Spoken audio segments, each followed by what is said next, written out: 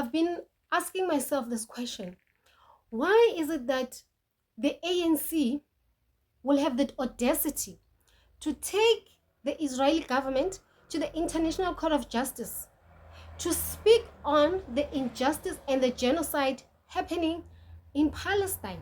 Then, with all the problems that we have in this country, why would the ANC or the government, because the ANC is the government, would take our taxpayers' money to go to Netherlands, to go to the Hague, to talk about this conflict? It doesn't make any sense. Some people think that the ANC are just doing something that is noble because we've been through apartheid and genocide in this country. So they're standing in solidarity with the Palestinian because they understand. But this is what is going on here. This is the elections year, right? And the ANC knows that it is about to lose in the upcoming elections. So they're using this conflict for their own advantage. They have seen an opportunity, a window of opportunity for them to get the Muslim community in this country to vote for them and also to get funding for the election campaigns. The ANC is being funded by Muslims in this country. They've allowed them to come into our communities, run businesses. You go to our cities, our towns, it's them who are running businesses at the expense of Black people, the indigenous people of this country.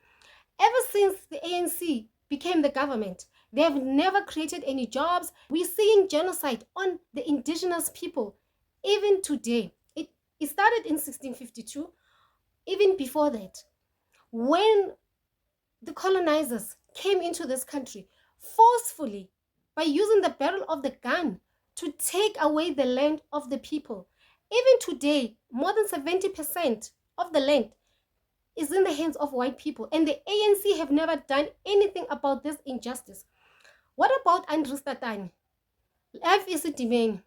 What about the people who have been killed by Wouter Basson using biological weapons? What about the president who was found with dollars stuffed in his furniture in his house?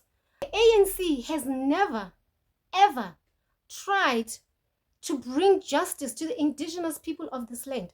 But they have the audacity to tell Israel that they're evil. If the ANC really wanted an end to this conflict, why do they take sides? Why can't they sit down, both parties, at the same table or separately, and speak about how they can help them? Because they claim that they are the ones who brought freedom in this country. They are the ones who brought South Africans together. Now there's unity, fake unity, including the fake Mabogobogo unity in this country, that they were able to stop potential civil war pre-1994.